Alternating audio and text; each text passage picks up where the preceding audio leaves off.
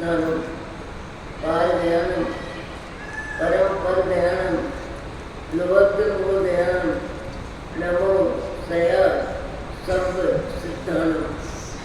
Eco भी नमस्कारो जिनवर वस्त हस्तबद्ध मानस संसार सागर सारे नरंबर नारिंगर।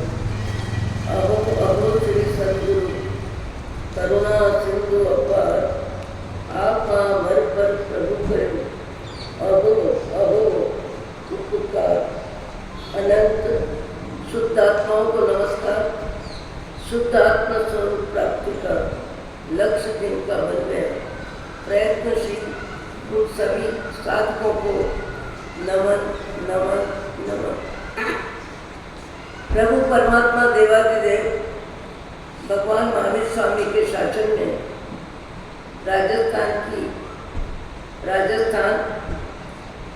और कोटा शहर दादावाड़ी परिसर में आप हम सब सम्मिलित हैं। 1 घंटा सत्संग और स्वाध्याय में बैठने वाले अपने ही भाव जगत को, अपने ही विचारों को, अपने ही चित्त की चंचलता को, विषय कषाय में भटकते हुए मन को समझने के लिए, अपने ही मन को आत्मा से परमात्मा बनने के मार्ग में प्रारंभिक भूमिका, जैसे बच्चा पढ़ाई करता है तो सबसे पहले है सीखता है, वैसे ही परमात्मा के मार्ग में जिनकी रुचि है, जिनको मनुष्य भाव की महिमा कीमत समझ में आती है, जिनको पशु गति से अपने आप को सदा सदा के लिए मुक्त करना है। पशु गति आपके हमारे आंखों के सामने दिन भर दिखाई देते हैं और वर्षा के दिनों में तो हमारी आत्मा के समान जिनकी आत्मा है, कीड़े के रूप में, मक्खी के रूप में, मच्छर के रूप में,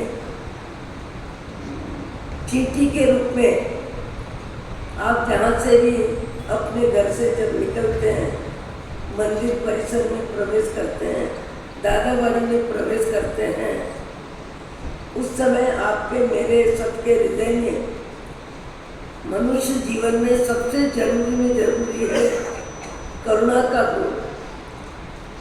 करुणा जिनमें होती है वे दूसरों के दुख दर्द को समझते हैं और दूसरों के दुख दर्द को समझते हैं, उसमें अपना मन तन बुद्धि प्राण दूसरों को दुख देने में, दुख की व्यवस्था जमाने में निमित्त नहीं बनते हैं और बने वहाँ तक ज़्यादा में ज़्यादा व्यक्ति अपने जीवन को ऊपर उठाने में मैत्री प्रमोद मार्गस्थ करुणा भाव का विकास करता है। नमी राजा चंद्र यश राजा भाई को अधिकार दे देता है, राज्य की व्यवस्था समर्पित कर देता है और स्वयं को भाव जगत में इतना वैराग्य आया कि क्या है संसार, कैसा है संसार, कैसी है मोह माया। उसके भाव जगत में संसार का चित्र उपस्थित हो गया। मेरी माँ को, मुझे जन्म देने वाली माँ को कितनी छोटी उम्र में अपने जीवन की सुरक्षा के लिए, अपनी पवित्रता को प्रमाणित रखने के लिए मेरी माँ ने राजमहल त्याग किए और पति की जिंदगी को समाप्त होते हुए देखा और पति की जिंदगी को समाप्त होते हुए देखा। उस समय भी अपनी समझ, अपना ज्ञान, अपना सत्संग का बोध कितना काम में लिया और कैसे सुख के साधनों को छोड़ के जंगल में अपनी माँ के सुख दुख का विचार करते करते करते उनको विचार आया, ऐसे संसार को राम राम करो, ऐसे संसार से छुट्टी लो। अनंत काल की यात्रा में जन्म मरण के क्रम में जीव को गुजरते हुए कितना लंबा समय हुआ, कितना लंबा समय हुआ। अनंत काल एकेंद्रिय में साधारण वनस्पति, निगोर, उसके बाद एक इंद्रिय, बेंद्रिय, तीन्द्रिय, चरंद्रिय, सारी गतियों में जीव कब से घूम रहा है और दुख मन भर मिल रहा है और सुख कभी कभी शारीरिक सुख, मान्यता का सुख, इंद्रियों का सुख, पैसे का सुख, सुविधा साधन का सुख, नाम ख्याति का सुख, प्रसिद्धि और प्रशंसा का सुख, बाह्य आत्मा जिसे सुख मानती है उसी की व्याख्या है। बाह्य आत्मा शारीरिक जिंदगी में पुण्य के उदय को अपनी सफलता मानता है और ज्ञानी पुण्य के उदय में अनासक्ति के साथ पुण्य के उदय का परोपकार में, परमार्थ में, परमात्मा भक्ति में, जीव दया में, सज्जनों की संगति में, जरूरतमंद समाज की व्यवस्था में अपना तन मन धन बुद्धि प्राण का सदुपयोग करना उनके जीवन का लक्ष्य होता है। मन भर सुख है पर कण भर सुख लेने की मानसिकता नहीं होती। नमी राजा को विचार आया, चंद्रेश राजा ने तो अपने परिग्रह का त्याग कर दिया, पूरे परिग्रह का त्याग कर दिया, सब कुछ मुझे दे दिया और स्वयं जंगल के जोगी बनने के मार्ग में चले गए और मुझे ये सारी राज्य रिद्धि की व्यवस्था दे गए। महामानव जीवन में दो प्रवृत्ति उनके प्रवृत्ति में खास होती है, प्रकृति में खास होती है। बहुत से व्यक्ति जीवन में दुख को बांटते हैं, बहुत से व्यक्ति जीवन में दुख को बांटते हैं और बहुत से व्यक्ति जीवन में सुख को बांटते हैं। दुख बांटना या सुख बांटना, हम सुख को बांटते हैं कि दुख को बांटते हैं? हमारे विपरीत समय की व्याख्या ज़्यादा करते हैं या अनुकूल समय की व्याख्या ज़्यादा करते हैं? चर्चा में भी, बातचीत में भी गुरुवर्य विचक्षण सिंह जी महाराज को जब कोई आता, हजारों व्यक्ति आते थे, महाराज साहब आपकी तबीयत कैसी है जैसी है जैसी है। एक वाक्य में आने वाला कहता है कब से सोच रहे हैं, कब से सुन रहे हैं गुरु महाराज की तबीयत ठीक नहीं है। आने वाले सोचते हैं 2-3 मिनट महाराज अपने बारे में बोले तो सही, मेरे को ये तकलीफ है, ये तकलीफ है, ये तकलीफ है। वो 2 शब्द बोल के बात खत्म करते। 2 शब्द क्या, तबीयत जैसी है वैसी है, शरीर अपना काम करता है, मैं अपना काम करती हूँ। सामान्य व्यक्ति दुख बांटने में जिम्मा ज्यादा हिलाता है, योग्य व्यक्ति सुख बांटने में ज्यादा उदार होता है और दुख बांटने में अपनी आवाज को कम में कम काम में लेता है, कम में कम काम में लेता है। जब बार बार पूछा गया तो हमने किसी ने कहा कि महाराज साहब आने वाला 2 मिनट बाद सुनना चाहता है, आपकी तबीयत के बारे में सुनना चाहता है। तो महाराज एक ही बात को बोलते थे, बांटना हो तो सुख बांटो, दुख को क्या बांटते हो, दुख तो सबके पास है। बांटना हो तो सुख बांटो, दुख को क्या बांटते हो। कभी कभी अपन अनुभव करते हैं कि 2-3 डिग्री बुखार है, 3-4 दिन से चक्कर आ रहे हैं, उल्टी हो रही है, खाना नहीं पा रहा है, बुखार आ रहा है। और ऐसी स्थिति में कोई अपना व्यक्ति, आसपास रहने वाला रिश्तेदार, निकट के व्यक्ति जाते हैं, पूछते हैं आपकी तबीयत कैसी है, आपकी तबीयत कैसी है। तो कई व्यक्ति अपनी तबीयत की व्याख्या करने में 10 मिनट 5 मिनट लगा देते हैं। रात ऐसी बीती, ऐसा दर्द हुआ, ऐसी तकलीफ हुई। मेरे को नींद नहीं आई, मेरा दिल घबराया, ऐसा हुआ वैसा हुआ, ऐसा हुआ वैसा हुआ। कई व्यक्ति क्या करते हैं, आने वाले हमदर्द की बात करने वाले सगे संबंधी जो भी एक औपचारिकता से पूछने आते हैं, उनके सामने अपनी दुख दर्द की बात कहानी के रूप में कहने लग जाते हैं। ध्यान देने जैसी बात है, कहानी के रूप में कहने लग जाते हैं। शायद आने वाला हर व्यक्ति डॉक्टर ही है, तो डॉक्टर को पूरी बात व्यक्ति रोगी सुनाना चाहता है, इसलिए कि डॉक्टर समझे मेरी बीमारी को और बीमारी को समझ के ठीक करे।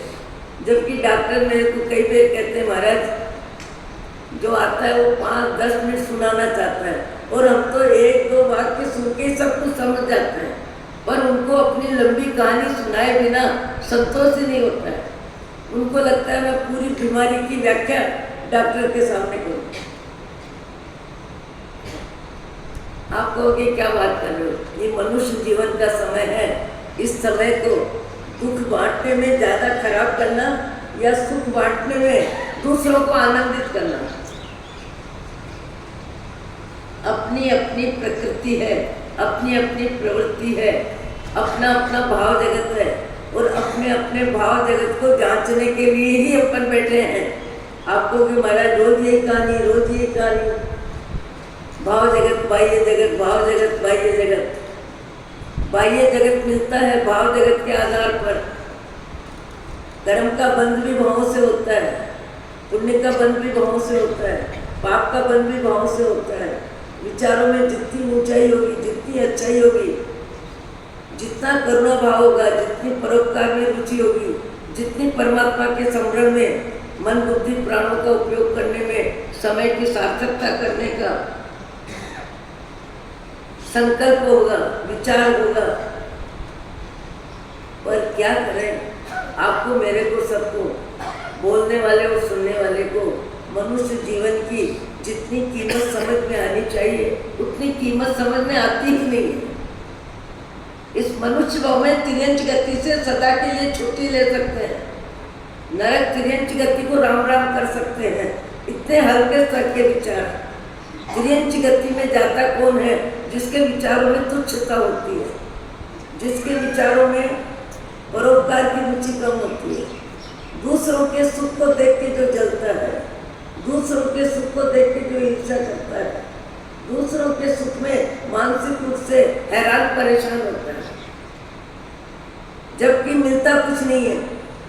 भावों ही भावों में, भावों से कर्म का बंधन जितना जीव करता है उतना कर्म का बंधन जिह्वा से नहीं होता है, और उतना कर्म बंधन शरीर से भी नहीं होता है। सबसे ज्यादा कर्म बंधन भाव जगत से होता है। और भाव में ऊंचाई है कि अच्छाई है, तृष्णा है कि आसक्ति है, करुणा है कि परोपकार की रुचि है। भाव जगत को जांचना, मुझे लगता है कुछ बहनें तो कहेंगे रोज यही व्याख्यान है, बहुत सुन लिया, चलो अब छुट्टी करो। अनंत काल की यात्रा में रचना वासना, क्रोध मान माया लोभ, जन्म लेना जीना और मरना, जन्म लेना जीना और मरना, और जीवन में सुख दुख भोगना, आंसू बहाना, ये जिंदगी जीते जीते जीव को अनंत काल बीत गया। अनंत काल बीत गया। शरीर परिवर्तन, शरीर परिवर्तन, शरीर परिवर्तन, और शरीर परिवर्तन, चित्र परिवर्तन, और चरित्र का भी परिवर्तन। शरीर का चित्र भी बदल जाता है। गाय का शरीर देखो, बैल का शरीर देखो, ऊंट का शरीर देखो, हाथी का शरीर देखो, गाय बैल बकरी का शरीर देखो, और शरीर के अनुसार उनकी जीवन में खाने पीने की व्यवस्था भी बदलती है। सम्मान की जगह अपमान ज़्यादा मिलता है, अभाव ज़्यादा मिलता है, असुविधा ज़्यादा मिलती है, ताड़ना तड़ना मारपीट ज़्यादा मिलती है। पशु गति में प्रतिकूलता प्रतिकूलता, पर इस जीव ने अनंत काल में प्रतिकूलता सहन कम नहीं की है। मेरू पर्वत जितनी प्रतिकूलता सहन करी है, कभी कदाच पुण्य के उदय से अनुकूल साधन सुख सुविधा जीव को प्राप्त होती है,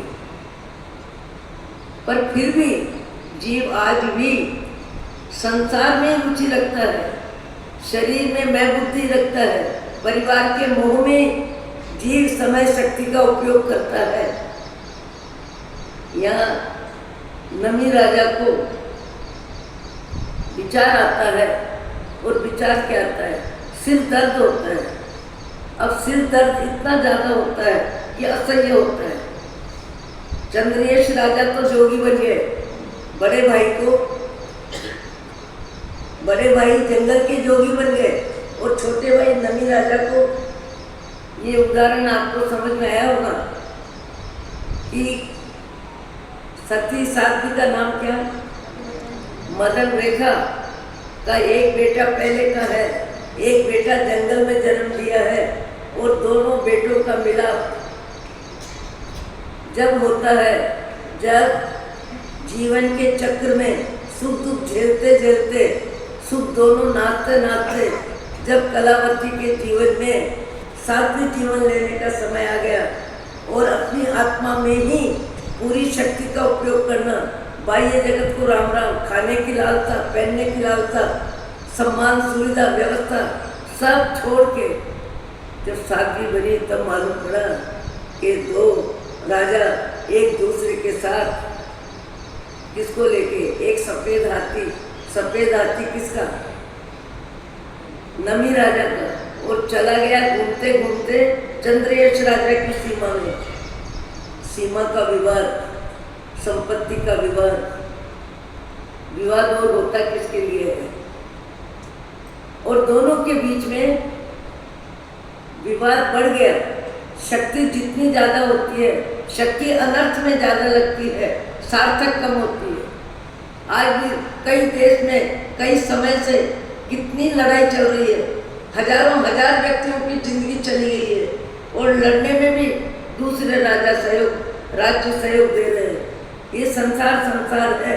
संसार को समझना हो तो संसार में समझने के लिए कई दृश्य है, कई उदाहरण है, कई व्यक्ति है, पर अपने भाव जगत में योग्यता होगी तो योग्य विचारों को स्वीकार करेगा और अयोग्य विचारों को छोड़ेगा। वो अपने भाव जगत की योग्यता का प्रश्न है। और माने मुनि जीवन में, साध्वी जीवन में जब जानकारी हुई कि देखो ये चंद्रयश राजा भी संसार में रहते हुए मेरा ही एक पुत्र है, और नमी राजा भी पद्मनाथ राजा जिसको जंगल में लेके गए, ये भी मेरा ही पुत्र है, पर दोनों को जानकारी नहीं है, और इसलिए एक सफेद हाथी को लेके संघर्ष में जा रहे हैं।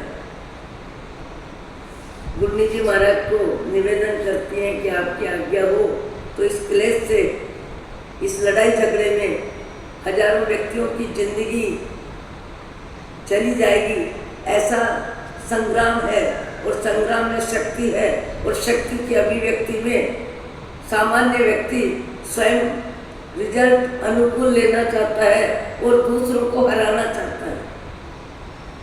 हार जीत जीवन में कई प्रकार से हार जीत चलती है।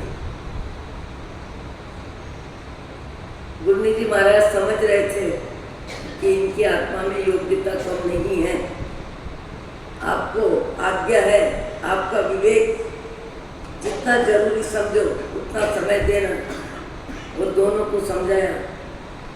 पहले चंद्रयश राजा की सीमा में प्रवेश किया साध्वी जी ने, और कहा, बंधु, तुम्हें अपनी जिंदगी में जो परिवर्तन हुए उसकी पूरी जानकारी नहीं है। मैं तुम्हें जन्म देने वाली माँ हूँ, और वर्तमान में साध्वी हूँ, और आने वाले समय में बाद में नमी राजा को भी, पद्मनाथ राजा का पुत्र है, उसको भी जन्म देने में मैं ही निमित्त हूँ।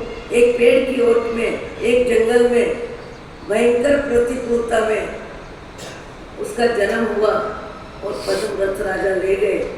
इसलिए आप दोनों जिस सत्ता के लिए, जिस संपत्ति के लिए, जिस अधिकार के मुँह में एक दूसरे के साथ लड़ाई कर रहे हो, और एक पशु को लेके मेरी सीमा में तुम्हारी सीमा, तुम्हारी सीमा में मेरी सीमा, चंद्रेश राजा को तो सब कुछ समझ में आया, वो तो जंगल के जोगी बन गए। और इधर नमी राजा राज्य की व्यवस्था संभालते हुए भी उनके भाव जगत में संसार की गतिविधि समझ में आ रही है। और ये भी समझ में आ रहा है कि जीवन में सुख दुख दोनों नाचेंगे। है आंख, सुख दुख दोनों नाचेंगे। जीवन में सुख और दुख, सुख और दुख, सुख और दुख, इसका क्रम चलता रहता है। और सुख भी कई प्रकार का है और दुख भी कई प्रकार का है। दुख के बिना किसी को प्रकृति का दुख है, किसी को पति के स्वभाव का दुख है, किसी को पत्नी के स्वभाव से परेशान है, कोई भाई के संबंध में कड़वाहट है, कई माँ बाप की जवाबदारी नहीं समझने वाले हैं, माँ बाप हैरान है। एक प्रकार का नहीं, जीवन में अनेक प्रकार के दुख हैं। पर दुख से निवृत्ति नहीं होती है जो सत्संग और स्वाध्याय से कर्म को समझते हैं, कर्म के बीज को समझते हैं और सद्गुणों में अपनी रुचि बढ़ा लेते हैं।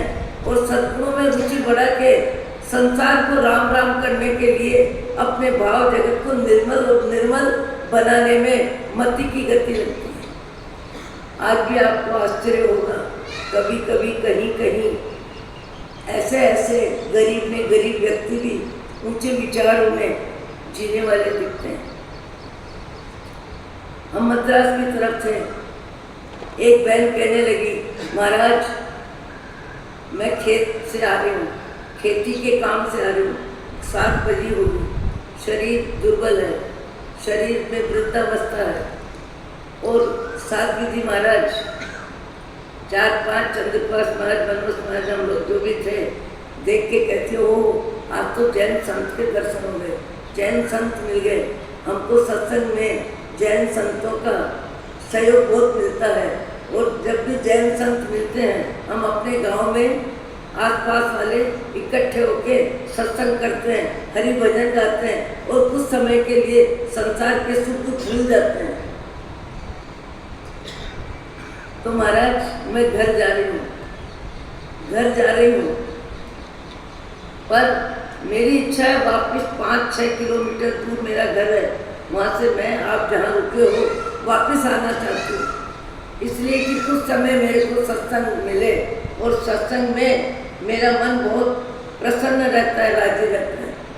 हम लोगों ने एक दूसरे का चेहरा देखा, पहले तो सोचा अरे अपन लंबा बिहार करके आए हैं और रात को 8 तो बज रही है, बड़ी करने के बाद 8-8:15 हो जाएगी। अरे बहन अभी तो गांव जा रही है, गांव जाके रोटी खाएगी, रोटी खा के जरूरी काम करके फिर आएगी, तो बहुत लंबा टाइम हो जाएगा, मना कर दें क्या? क्योंकि अपनी सुविधा का ध्यान व्यक्ति को लगभग आए बिना नहीं रहता। तो विचार आए इनको मना करना, तो परस्पर गुरु बहन एक दूसरे कहती है कि बहन आएगी कहाँ जरूरी है, अभी विचार है, विचार बदल भी सकते हैं, थकावट भी आ सकती है, कोई काम भी हो सकता है, बोल तो आ जाना। तो बोलते हैं कि बोल तो आ जाना बहन। बहन ने शब्द सुन लिए, प्रसन्नता से चली गई, अपने गांव गई, शारीरिक जवाबदारी जो थी भोजन वोजन किया और अपनी भाभी को कहती है, भाभी एक भैंस का दूध निकाल दे जल्दी में जल्दी। गांव में गाय भैंस वाला परिवार था, जल्दी में जल्दी दूध निकाल दे। भैंस की शुद्धि करके स्तन धो के दूध निकाल दे।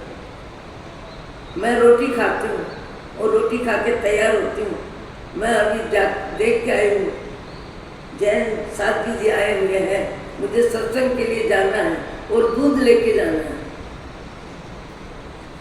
भाभी ने कोई विचार किए बिना उचित बात लगी, दूध निकाल दिया, चरी भर दी, करीब 5 किलो दूध, और चरी भर के रख दी कि गरम करके रख दिया कि भाई साहब को ने जो कहा मैंने कर दिया।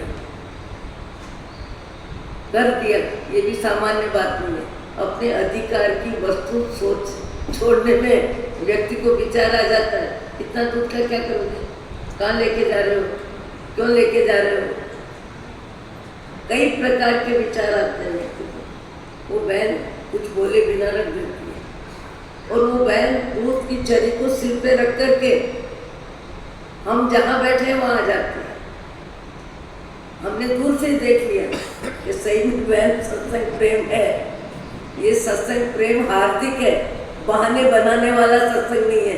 कई व्यक्तियों की सत्संग रुचि होती है और दूसरा कार्य उनके दिमाग में आ जाता है, या कोई कार्य जरूरी लगता है, या मनोरंजन में मन जाता है। किसी भी निमित्त से व्यक्ति के ऊंचे विचारों को बदलने में देर नहीं लगती है। कई व्यक्तियों को आपने देखा होगा, 1 डिग्री बुखार में सामाई छोड़ते हैं, 100 बुखार में भी व्यक्ति घर के काम में नहीं लगता है। और ऐसे व्यक्ति को भी देखा है कि 3 डिग्री बुखार है और सिगरेट पीने की आदत है, तो सिगरेट मुंह पे फूंकता है। सिगरेट 3 डिग्री बुखार में भी फूंकता है, और भगवान का नाम लेना, जाप करना 100 बुखार में भी सबसे पहले उसी क्रिया के लिए व्यक्ति कहता है नहीं मेरी तबीयत ठीक नहीं है, मेरी तबीयत ठीक नहीं है। ये मनुष्य का मन है। अच्छे कार्यों में प्रमाद, आलस और अपनी शक्ति का उपयोग करने में व्यक्ति के भाव जगत में उदारता ज़्यादा रहती है, या बहाने करके उस शुभ प्रवृत्ति से मन को वंचित कर देता है। वो बहन सही में आ गई, पहुंच गई। महाराज हम एक दूसरे को देखने लगे, अब तो अपने को 1 घंटा जगना ही है, और सत्संग में अपना समय तो सार्थक होगा, पर बहन आ गई तो करना ही है। हम बैठ गए, हमने कहा बहन आप ये चरी क्यों लेके आई, दूध की चरी क्यों लेके आई। बोले महाराज मैं लेके आई हूँ। मैंने कहा तुमको मालूम है जैन साधु तो रात को पानी नहीं लेते। महाराज मालूम है, तो फिर ये दूध की चरी क्यों लेके आए। बोले दूध की चरी गर्म दूध करा के लेके आए। फिर क्या करोगे अब रात को, 4 किलो दूध करोगे क्या।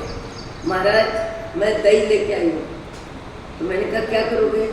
मैं अभी दूध ठंडा होने पर जमाऊंगी। मैंने कहा जमा के भी क्या करोगे, अब तो 5 बजे सवेरे बिहार कर जाएंगे। तो बहन कहती ये भी मुझे जानकारी है, 5 बजे आप बिहार करोगे, मैं आपके साथ दही की चरी लेके साथ चलूंगी। अरे मैंने कहा सूर्योदय के 48 मिनट तक कुछ लेते ही नहीं। बोले वो भी मुझे जानकारी है, मैं सत्संग बहुत करती हूँ। मैं 5-7 किलोमीटर आपके साथ चलूंगी, और साथ चल के दही बहरा के फिर मैं वापस जाऊंगी। देखो मनुष्य का मन है। मुझे लगा ये सत्संग रुचि कितनी गहरी होगी। 5-4 किलो दूध का दही, मैंने कहा हम तो 3-4 साथ भी थे, लेके भी क्या लेंगे, 1 कटोरी 2 कटोरी दही, और कितना कोई लेगा सवेरे सवेरे दही।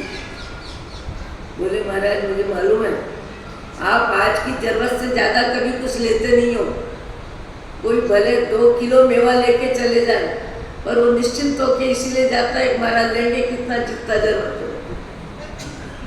आज की जरूरत से ज़्यादा जैन साधु पात्र में कोई वस्तु ले नहीं सकता है, और यदि वो अपने पात्र में, खाने के लकड़ी के पात्र में ले लेता है, और भूल से यदि कोई वस्तु लेने के बाद, धर्म लाभ देने के बाद रात्रि में भूल से रह जाती है, तो 10 उपवास का दंड आता है।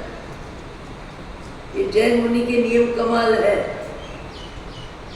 नहीं तो व्यक्ति का लोग चलो बिहार करेंगे, थोड़ा मेवा ले लें, थोड़े लड्डू ले लें, कुछ भी भाव आ सकता है। यहाँ नियमों में भगवान महावीर ऐसे राजनीतिज्ञ थे, ऐसे नियम बनाए हैं कि उन नियमों का पालन करना अनिवार्य है। बोली महाराज पहुंच भी गई हमारे साथ, हमको दही बहरा भी दिया, हमने बैर भी लिया। उसके बाद मैंने कहा बस अब आप तुम ले जाओ। क्या ले जाओ महाराज, बड़ी मुश्किल से घर की मोह माया से व्यक्ति अपनी शक्ति को परोपकार के लिए निकालता है।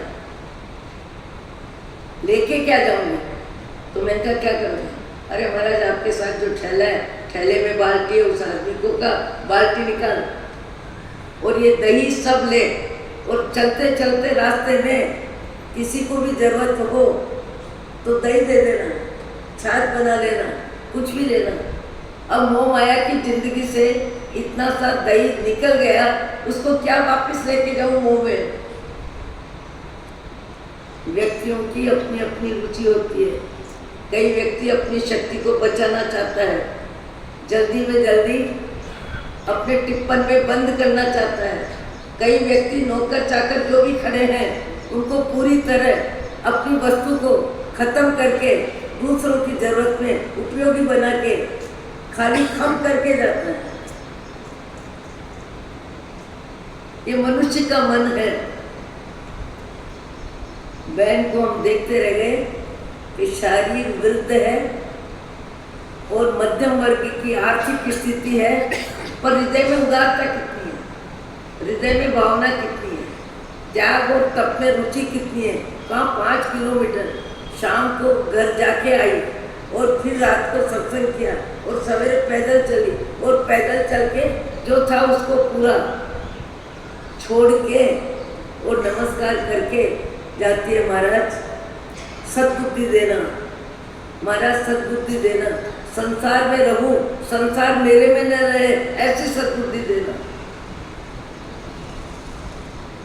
व्यक्ति जीवन में अपने भाव जगत को बदल सकता है और बदलने की शक्ति मनुष्य जीवन में ही है। और मनुष्य जीवन में व्यक्ति ऊंचे कार्यों में, अच्छे कार्यों में अपने तन मन धन का उपयोग जितना चाहे कर सकता है। भाव जगत ही मुख्य है, भाव जगत ही बाह्य जगत में जीवन को सार्थक करता है। एक नई पद यात्रा में हमको अनेक महानुभाव मिलते हैं, अनेक महानुभाव मिलते हैं और अनेक व्यक्ति अपनी शक्ति का उपयोग करने में अपने स्वभाव का परिचय दे देते हैं, अपने स्वभाव का परिचय दे देते हैं। भगवान महावीर के शासन में नियम इतने अच्छे बने हुए हैं कि आपको इतना ही लेना है जितना आज चाहिए। फिर लेते समय ये भी देखो कि पीछे खाने वाले कितने हैं, घर में जो भोजन बना है उसमें व्यवस्था कितनों की है, वो सब देख के 1 फुल्का 2 फुल्का इतनी उतनी सब्जी लेके बस बहन बस बहन बस बहन। भगवान महावीर के शासन में 10वें कालिक सूत्र में यहाँ तक लिखा है कि कोई बहन दूध बहरा रही आपको और दूध बहराते हुए मलाई देनी चाहती है और दूसरी बहन मलाई बचाना चाहती है। भगवान महावीर का उद्देश्य 10वें कालिक सूत्र में जो देना चाहती है उसकी तरफ तुम दिमाग मत लगाना, जो नहीं देना चाहती है उसकी तरफ पहले ध्यान देना और कहना बहन मलाई हटा के दूध बहराओ, हमको मलाई नहीं चाहिए। छोटी छोटी बातों में 10 आदमी एक घर में भोजन करने वाले हैं। हम लोगों को हमारे गुरु महाराज कहते थे यदि उनके घर में सब्जी भी क्वालिटी की है और आप 10 घर जाके ले सकते हो, उस घर से ज़्यादा ले लोगे तो घर की व्यवस्था में तकलीफ हो जाएगी। साधु को क्या कहा? गोचरी। गोचरी शब्द का अर्थ क्या? गाय थोड़ी थोड़ी जगह से अपनी जरूरत पूरी करते करते अपनी पेट पूर्ति करती है। सवेरे उठ के कई घरों के बाहर से गाय गुजरती है, कई घरों के बाहर से गाय गुजरती है। कोई 1 रोटी देता है, कोई 2 देता है, कोई आधी देता है। पहले तो ये रिवाज था, अब पता नहीं क्यों क्या फ्लैट वगैरह सिस्टम बदल रहे हैं, फिर भी संस्कार आज भी है। कुत्ते की रोटी, गाय की रोटी, घास। हर मनुष्य अपनी शक्ति के अनुसार सवेरे उठ के परोपकार में मन बुद्धि प्राण लगाता है। गाय जैसे घर घर घूम के अपनी पेट पूर्ति करती है, जैन साधु के लिए भी यही व्यवस्था है कि आप अपनी पूर्ति हिंसा न हो, आपकी भोजन व्यवस्था में पंचभूत की हिंसा न हो और आपकी पेट पूर्ति हो जाए। इसलिए शुद्ध शाकाहारी घरों में 2 रोटी, 1 रोटी, आधी रोटी, जितनी जैसी व्यवस्था हो लेते हुए अपनी जरूरत पूरी करो और दूसरों को तकलीफ न हो इसका ध्यान रखो। देने वाले को अपनी व्यवस्था में तकलीफ न हो इसका ध्यान रखो। 10वें कालिक सूत्र में सारी बातें मुनि जीवनचर्या की स्पष्ट रूप से बताई है कि किसी के घर में भी तुम रुकते हो, उपासना नहीं है, किसी के घर में रुके हो और 3 दिन तुमको रहना है, 4 दिन रहना है और 4 दिन रहने में उस घर में आहार पानी दूध दही सवेरे शाम दोपहर यदि तुम सारी जरूरत अपनी पूरी करोगे तो उस घर पे आपकी जवाबदारी का वजन आ सकता है। उस घर परिवार में आपकी जवाबदारी का वजन आ सकता है। आने जाने में उनको असुविधा हो सकती है। 3 टाइम 2 टाइम आपका ध्यान रखें। हो सकता है भाव जगत लंबे समय तक बना रहे या बदल जाए या आफत लगे या कहाँ की जवाबदारी आ गई, ऐसा भी विचार आ सकता है। भगवान महावीर ऐसे सफल राजनीतिज्ञ थे, यहाँ तक कहा कि आहार पानी दूध दही रोटी सब्जी जहाँ तुम रुकते हो, जिस घर में रुकते हो, 3 दिन के बाद उस घर का आहार पानी आपको कलपता नहीं है, उस घर का दूध दही आपको लेना नहीं है, आहार पानी लेना नहीं है। अब आहार पानी नहीं लेना है तो सामने वाला जिसके घर में आप रुके हो वो फ्री हो जाएगा कि नहीं? कि मुनि का नियम है हमारे घर से कुछ नहीं बहरेंगे, इसलिए नहीं बहरेंगे कि 3 दिन के बाद मर्यादा नहीं है लेने की। सामने वाले के भाव न बिगड़े, आपके प्रति भक्ति श्रद्धा के भाव बने रहे और उसको कोई कष्ट न हो, असुविधा न हो, आने में जाने में परिवार की जवाबदारी निभाने में।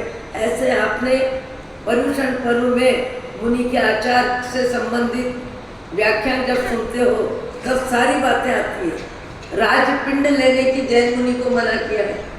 क्यों किया? कि राजपिंड अतिशय गरिष्ठ आहार होता है।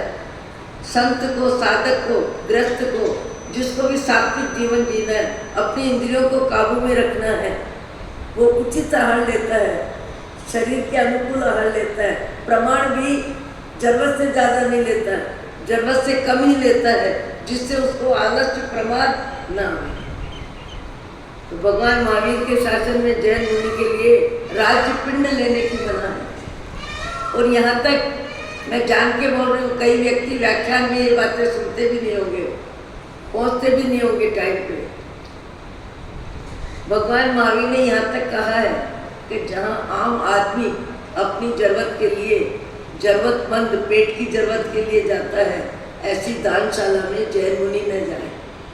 क्योंकि जैन मुनि रोटी के लिए मुनि नहीं बना है, रोटी छोड़ के जैन मुनि बना है।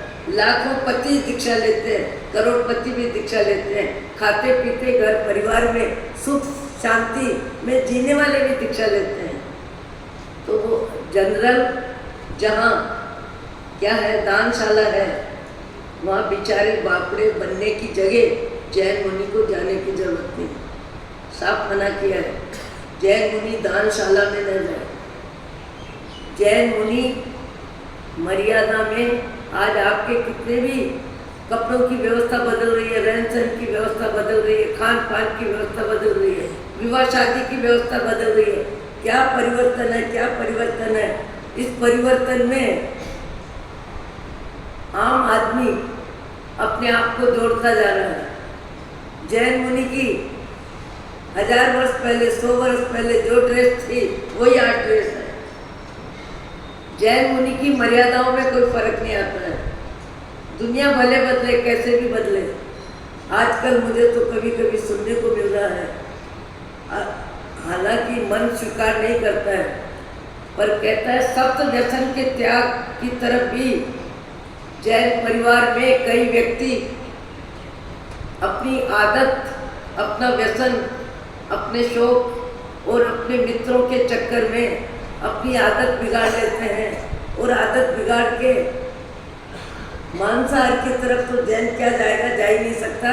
पर सुना है शराब अंडे तक भी कभी कभी कहीं कहीं डॉक्टर की सलाह से भी व्यक्ति अपने संस्कारों में दुर्बल हो जाता है, कमजोर हो जाता है। और शरीर के मोह में, संग के रंग में, व्यसन के विचार में अपनी जिंदगी को कहां से कहां बदल देता है। संस्कार जीवन की संपत्ति है। संप संस्कार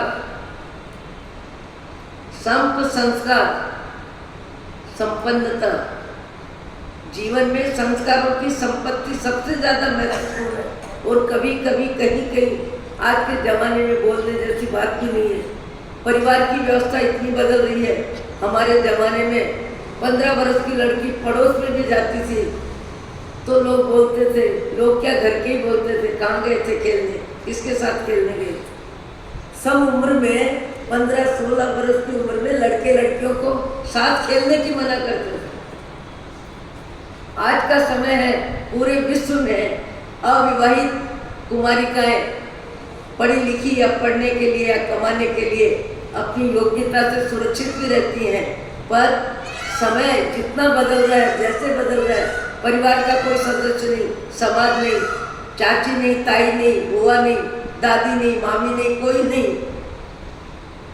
और कहां से कहां व्यक्ति के जीवन में परिवर्तन आ रहा है और कैसे उस परिवर्तन में हम सम्मिलित हो रहे हैं। और कई व्यक्तियों को भरोसा होता है हमारे घर में गलत संस्कार नहीं है, हमारे घर में ऐसा नहीं है, वैसा नहीं है। एक बार कहीं 2 माँ साहब बैठे थे और मैं बात कर रही थी कि आपका बड़ा परिवार है, संस्कारी परिवार है, बच्चों का ध्यान रखना, बच्चों में संस्कार न बिगड़े। हमारे परिवार में संस्कार एकदम सुरक्षित है, एकदम व्यवस्थित है। हमारे बच्चों में ऐसे कोई संस्कार ही नहीं। मैंने कहा आपको भरोसा? बोले पूरा भरोसा है, पूरा भरोसा है। योग संयोग से विद्यार्थी के जीवन में और 12वीं कक्षा से ऊपर के 2 उनके पोते एक साथ बहुत ऊंची कक्षा में पढ़ने वाले आए और आके बैठे और मैंने उसी चर्चा में मैं बात कर रही थी। मैंने बात की बात में उन दोनों लड़कों से पूछा कि बताओ, सच सच बताना, झूठ मत बोलना, तुमने कभी अपने मुंह से बियर लगाई है? तुमने अपने मुंह से कभी शराब को चखा है? एक दूसरे का चेहरा देखने लगे दोनों भाई। मैंने कहा चेहरा मत देखो, सच बोलना है। दादी जी सामने बैठे हैं और दादी जो सामने बैठे हैं, जिनको भरोसा आत्मविश्वास है, वो भी सजग हो गए बात सुनने के लिए। मैंने पूछा झूठ नहीं बोलना, सच बोलना। बियर का स्वाद कभी लिया है? शराब मुंह से लगाई है? अब आप कह रहे हैं झूठ नहीं बोलना, तो महाराज 1-2 बार सम उम्र के विद्यार्थियों के साथ बैठ के बियर ली है। दादी जी चौंक गए, अरे तुम क्या बोल रहे हो? हमारे परिवार के, हम तो तुम पे भरोसा कर रहे हैं, हमको तो विश्वास है। मैंने कहा आपका विश्वास अपनी जगह है, पर ये जो बोल रहे हैं आपने सुना कि नहीं? आपका विश्वास लायक नहीं है। आज विश्वासघात ज्यादा होता है।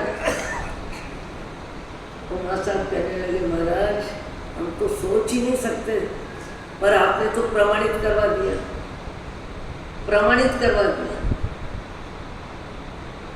आज हमारी समाज में संस्कार परिवर्तन की हवा गजब की चली है और संस्कार परिवर्तन में जिनका मन ठिकाने हैं, जिनके परिवार के संस्कार सुरक्षित है, परिवार भी सजग है। 10 वर्ष की उम्र से अभी बच्चों के संस्कारों की देखरेख करना जरूरी है। कोई समय था 15 से 20 वर्ष, अभी तो 10 वर्ष से 15 वर्ष में 10 से 15 वर्ष में संस्कारों का परिवर्तन हो जाता है। परस्पर बातचीत में प्रीति हो जाती है। कई व्यक्तियों के बारे में जब सुनने को मिलता है कि इनकी इस जगह शादी हो रही है, इनकी इस जगह शादी हो रही है। मैंने लड़की से पूछा कि तुम्हारा परिचय कब से हुआ? बोले 10वीं से हो गया। तो 10वीं कौन? 15-16 वर्ष। 15-16 वर्ष में ये सम उम्र और सम कक्षा में एक साथ बैठ के पढ़ाई का जो भी वर्तमान है वो कोई बदलने वाला नहीं है। आप अपने संस्कारों को सुरक्षित रख सकें, अपने बच्चों को सुरक्षित रख सकें। रख सकना भी आसान नहीं है, पढ़ाई का जमाना है, पढ़ाई का बोलबाला है। 10 वर्ष पहले नहीं, 50 वर्ष पहले ये बात थी, दुकान पे बैठो, पढ़ के क्या करोगे। आज हर व्यक्ति सोचता है दुकान पे क्या करेंगे, अब तो पढ़ के ही इनकी जिंदगी बनेगी। समय बदल गया, रफ्तार बदल रही है, सब कुछ बदल रहा है। फिर भी बच्चों के संस्कार पे 10 वर्ष की उम्र पे यदि आप ध्यान दोगे, 8 वर्ष से 12 वर्ष की उम्र में बच्चों के संस्कारों को सुरक्षित करने में यदि आपका विवेक जागरूक रहेगा और आप पूरी व्यवस्था को, उनके बस्ते को भी जाने के समय भी देखो, आने के समय भी देखो, हर तरह से बच्चों की जानकारी लो। बच्चे संपत्ति है। घर परिवार में सुरक्षा और संस्कार और धर्म और जाति और समाज सब में आने वाले समय में आपकी संतान ही आपका परिचय हो। आपकी संतान आपका परिचय हो और आपके परिचय में और ऊंचाई बढ़े। संस्कार देने की कोशिश करो। बाकी तो आज के समय में नहीं बोलना ज़्यादा अच्छा है, नहीं बोलना ज़्यादा अच्छा है, कम बोलना ज़्यादा अच्छा है। आज शिक्षा सबके पास है और शिक्षित होने वाले संस्कार लेने की बात भी सुनना कम पसंद करते हैं। आप कहोगे किस तरह की बातें कर रहे हो महाराज। मुझे तो बार बार एक ही बात समझ में आती है। एक तो हमारा विचार चला था, और विचार क्या चला था कि हम दुख को ज़्यादा बांटते हैं या सुख को ज़्यादा बांटते हैं। दुख को ज़्यादा बांटते हैं कि सुख को ज़्यादा बांटते हैं। सुख को बटोर के रखते हैं या दूसरे की जरूरत में बहुत जल्दी हाथ लंबा करते हैं। आज भी संसार में ऐसे ऐसे व्यक्ति हैं जिनका नाम लेके भी मन राजी होता है। रामनाथ गांव में अभी तो नहीं रहे, इंदरचंद जी नेता ही जिनको कहते थे, उनमें संस्कार श्रद्धा के भी थे, भक्ति के भी थे। थानेपासी परंपरा के होने से 5 सामायिक सवेरे उठ के मोमबत्ती बांध के करते थे। भद्रावती तीर्थ में हर 4-6 महीने में जाते थे और जाने के बाद सामायिक लेके बैठ जाते थे और मैनेजर को बोल देते थे, आज जितनी भी बोली हो, जो भी बड़ा व्यक्ति बढ़ाने देना, और आखिरी में बढ़ा के मेरे नाम से बोली तुम छोड़ देना। आज इस परिसर में मेरे पुण्य का उदय, परमात्मा की भक्ति में जो लगे हैं, सेवा में जो लगे हैं, कर्मचारी हैं, आज सबका दाल बाटी चूरमा और खीर का भोजन पूरे कम से कम 100-125 व्यक्ति तो ट्रस्ट में ही हैं और बाहर के सबका भोजन मेरी तरफ से, सारी बोली मेरी तरफ से, और मोमबत्ती बांध के सामायिक करने वाले। और शाम के समय जब रवाना होते हैं सारे कर्मचारी खड़े रहते हैं भंडार में, चाहे वो दुर्ग है, चाहे राजनांदगांव है, चाहे रायपुर है, जहाँ जहाँ भी सोमवार को सब दादाबाड़ियों में जाना। लोग कहते हैं 500 के नोट जितने निकले सब नेताजी के। एक व्यक्ति ने मुझे जो बात कही बहुत मार्मिक लगी कि मैं मध्यम वर्ग का आदमी हूँ, नेताजी का देहांत हुआ, उसके बाद उसकी आँख में पानी। मैंने कहा पानी तो आता है अच्छे आदमी के लिए, महाराज मेरी तो जिंदगी की जड़ थी। मैंने कहा क्या? बोले मेरा आर्थिक स्तर सदा ही कमजोर था। हर 1 तारीख को 3000 रुपये चुपचाप मेरी जेब में डालते थे। कब से? बोले 30 बरस हो गए। 30 बरस से हर महीने 1-2 तारीख को चुपचाप मेरी जेब में 3000 रुपये डालते थे। अच्छे कार्य करना, पर लंबे समय तक मन अच्छा रहना। लंबे समय तक किसी कार्य में मन अच्छा रहना, चाहे जप हो, चाहे तप हो, चाहे दान हो, चाहे भक्ति हो, चाहे क्षमा हो, चाहे सेवा हो। लंबे समय तक अच्छे कार्य में जिसका मन लगा रहता है वो सामान्य व्यक्ति नहीं होता।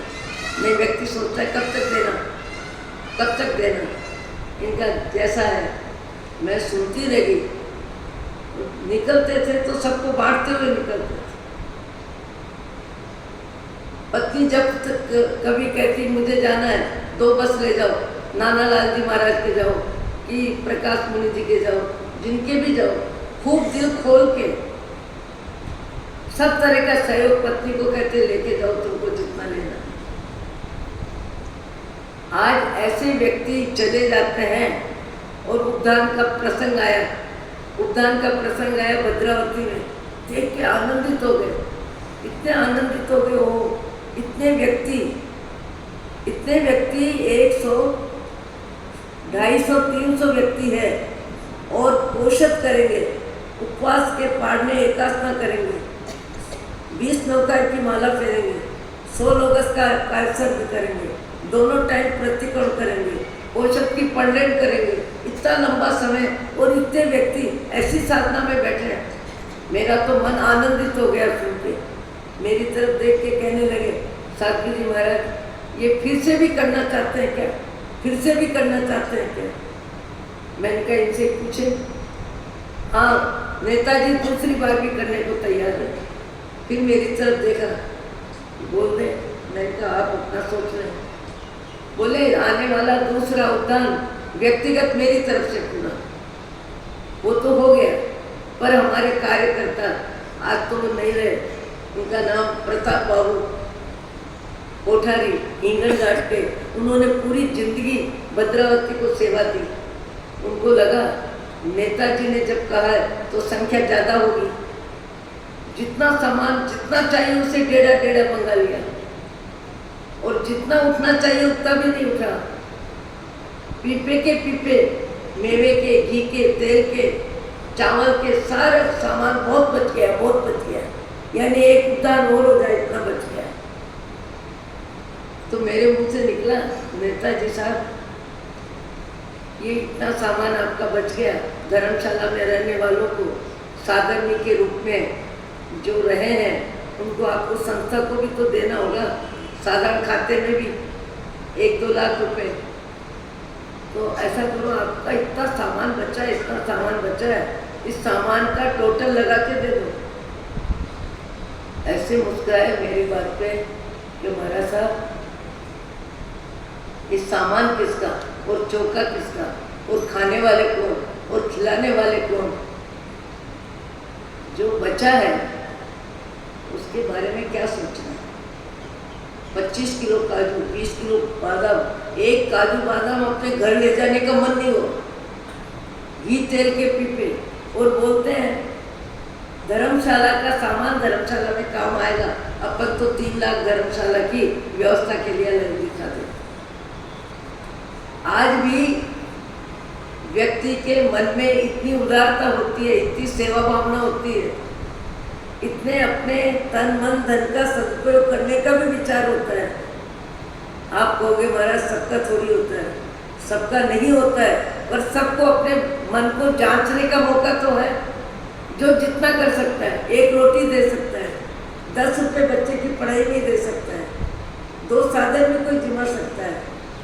कभी किसी परिस्थिति में किसी को चुपचाप काम आ सकता है। व्यक्ति के पास शक्ति नहीं है, ऐसा नहीं है, मन की भी है, धन की भी है, बुद्धि की भी है, विचारों की भी है, शरीर की भी है, सब प्रकार की शक्ति है। एक रोगी को आप राहत पहुंचाते हो, पड़ोस में है या परिवार में है, निकट का घर है, और उस रोगी को समय समय पर आप सुविधा देते हो, समय देते हो, और सब तरह से उसको राहत पहुंचाते हो, वो भी बहुत बड़ी सेवा है, बहुत बड़ी सेवा है। भगवान महावीर कहते हैं जो रोगी की सेवा, ग्लान की सेवा करता है वो मेरी सेवा करता है। कई व्यक्ति अपने कर्तव्य में भी मुंह चुराते हैं, अपने कर्तव्य की सीमा में भी अपने को बचाते हैं, और कई व्यक्ति कर्तव्य की सीमा के बिना कर्तव्य का पालन करते हैं। कर्तव्य की सीमा नहीं है, जवाबदारी नहीं है, उसके बाद भी भाव में उदारता है, भाव में विवेक है, भाव में समझ है। मैंने तो एक के अनेक जीवन भरा पड़ा है संस्मरणों से।